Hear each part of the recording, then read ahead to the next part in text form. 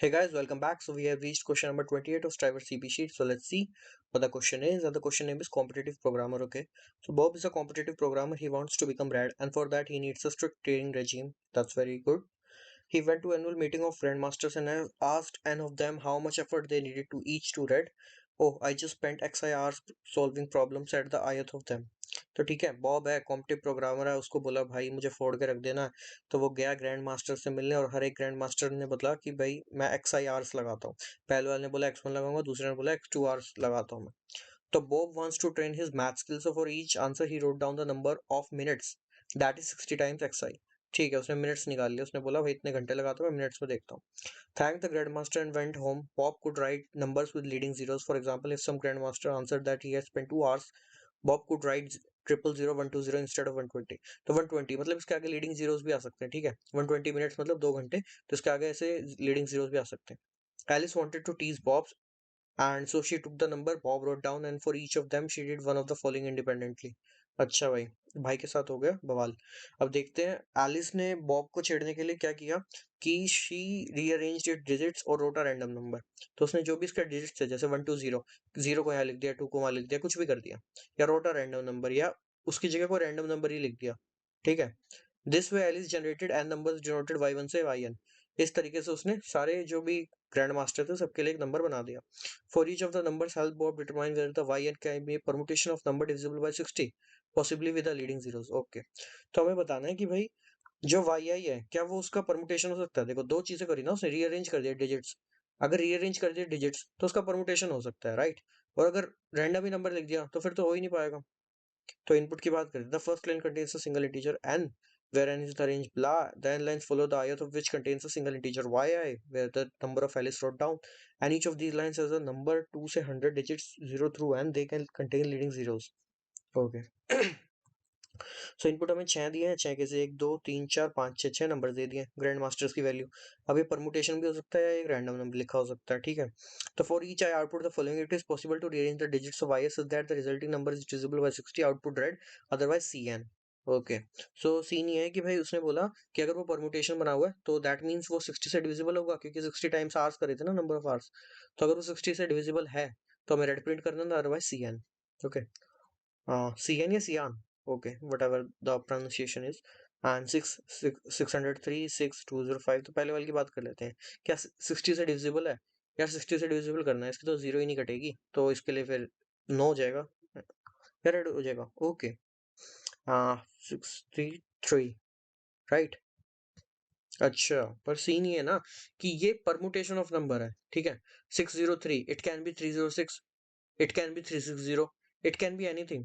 जो भी इसका परमुटेशन है, क्या इसका कोई भी एक परमुटेशन 60 से डिविजिबल है? इफ हाँ, then print out the red. तो देखो 60 का एक इसने परमुटेशन बना के दिया 360, 360 इज डिविजिबल बाय 60, 0 से 0 गया, एंड 6 टाइम्स 6 इज 36। तो ये हो गया। सेकंड एग्जांपल में बात करते हैं 006, क्या इसका कोई भी एक परमुटेशन 60 से डिविजिबल है? हाँ, 600 है ना, तो 600 हो गया। ठीक है, अगले के लिए बात करते हैं 205, क्या इसका कोई भी परमुटेशन, कुछ भी हो सकता है, 0 to 5 भी हो सकता है, 502 भी हो सकता है, ठीक है, 520 भी हो सकता है। ये लिख दिया भाई ने सारे permutation. None of these is divisible by 60, कोई भी नहीं है तो सी आन कर दिया। अगला आ गया 228 एंड सिमिलरली 105। अच्छा, अब ये वाला केस इंटरेस्टिंग है, इसमें सारे ही जीरो दिए हुए हैं। क्या ये डिविजिबल बाय 60 हो सकता है? तो इसने लिखा रेड, तो मतलब this is a valid solution कि जीरो भी 60 से डिविजिबल है। ओके, सो ऐसा सा कुछ सिनेरियो है। अब now let's start with the logic building. तो सबसे पहले उसने बोला कि 60, कोई भी नंबर 60 से डिविजिबल होने का क्या होता है। तो यहाँ चलते हैं और बातें करते हैं। ठीक है, डिव बाय 60 के लिए रूल क्या होता है? 60 के जो फैक्टर्स है उससे भी डिविजिबल होना चाहिए, राइट। 60 के फैक्टर्स क्या हो गए, 2 3 एंड 10 आ गया। तो 2 से भी डिविजिबल होना चाहिए, 3 से भी और 10 से। 10 से डिविजिबल होने का रूल क्या है? लास्ट में जीरो आए। ठीक है, so it should and with the zero, and for divisible by 2 the rule is the digit should be even, last digit should be even.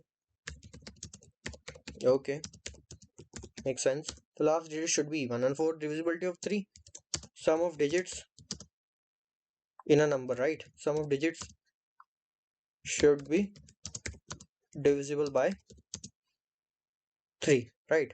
अगर कोई भी ले लेता हूँ मैं 27, let's just say, तो 2 plus 7 that becomes 9, and मतलब digit number we have already talked about. So 2 plus 7 is 9, 9 is divisible by 3. So now we need to utilize this information, right? So easy है.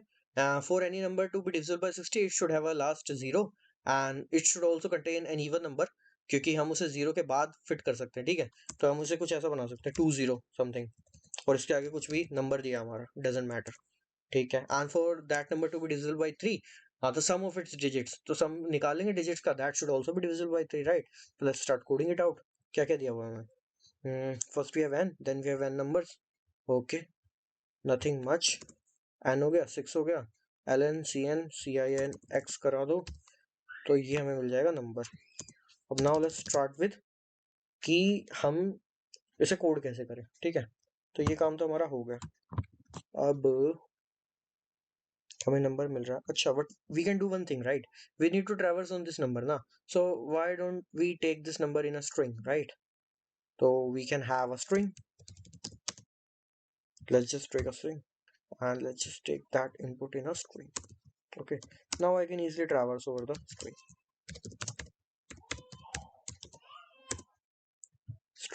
The length of the string can be in a range of okay, no, it hasn't mentioned, so let's just take this to be ln, right? I is less than whatever that size, which is s dot size plus I plus plus. Now we are traversing over it. So what are the requirements, right? And why don't we get the number? ठीक है, तो x के अंदर get कर लेते हैं number, str of I and minus 0, right? Okay, not str, we have taken s. So we have got our digit, right? And now what we need to take care of, it should have a 0. So we can take any bool, let's just say 0 equal to false, and sum should be divisible by, sum should also be divisible by 3 now, so we can take a variable sum with a value 0, right? And for the even number we can say even, so we can also have an even count, right? Now if that number is 0, so if x is equal to 0, make 0 true, right? And if that number is divisible by 2, okay, so that makes it even, just return. And for the sum, just add that number to x, right? So that's the case. But let's talk about something कि अगर हमारे पास ऐसा number हुआ 1200, okay, and for that ऐसा लेते हैं कुछ 3300, ठीक है? तो this number has a 0, so it is divisible by 10, and this number should contain a even. For a even, now I am not including 0, so और कोई तो even इसके अंदर है नहीं, and the sum is 3 plus 3 is 6, so it should be divisible by 3, but this number is divisible by 60, right? ये 60 से divisible हो सकता है, which will give me 55. So what's the scene behind this, कि यहाँ पे एक जीरो दिया हुआ है, सेकंड लास्ट जीरो है, ये भी तो एक even है ना? अगर मैं एक जीरो से इस 10 को कैंसिल कर दूंगा, तो this zero, this can be a even digit, right? सो हमें इवन के लिए थोड़ा सा सोचना पड़ेगा. जो ये 0 है, ये भी इवन की काउंटिंग में आ रहा होगा, राइट? एंड कोई और जो 0 जो कि लास्ट में नहीं बचा, वो भी इवन की काउंटिंग में आ रहा होगा. तो we need to take care of both. So if first of all that sum should be 3 divisible by 3, right? Sum is 3 divisible by 3 and the count.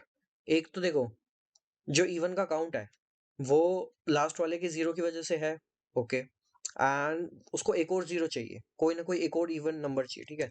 तो even should be greater than 1, not equal to 1, क्योंकि एक 0 तो वो last वाली को count कर ही लेगा. Even should be greater than 1 and we should have a boolean with 0, कि हमारे पास 0 भी तो होना चाहिए. If that's the case, just print red, oops, otherwise just print what, cn. Okay, तो that's the scene. तो ये काम भैया जी n माइनस माइनस करते हैं ना, एंड आफ्टर दैट ठीक है, let's try to run it. I hope you get the idea. Now let's try to run it. क्या आउटपुट आ रहा है इसका? रेड रेड सियान 3 and then red. Red red cyan 3 and the last one should be red. And why isn't? Let's see. Okay, sorry for the noise guys, and we have made a big mistake. जो मैंने sum और even जो मैंने बाहर ले लिए, this won't work with oops, क्या कर दिया मैंने? So yeah, sum और zero जो मैंने बाहर ले लिए, this won't be work for every case, right? Her case के लिए मुझे sum और even को फिर से zero करना पड़ेगा, ठीक है? Now let's try to run it.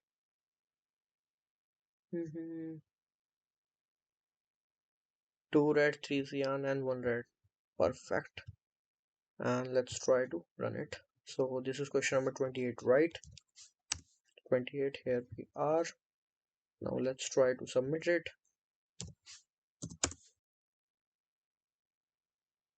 And it should pass, right? Or come for showing accepted here, running on test 1. So yeah guys, if you find this video helpful, just like and share it with your friends, as this sheet is long, so make sure you also subscribe to the channel. See you in the next one.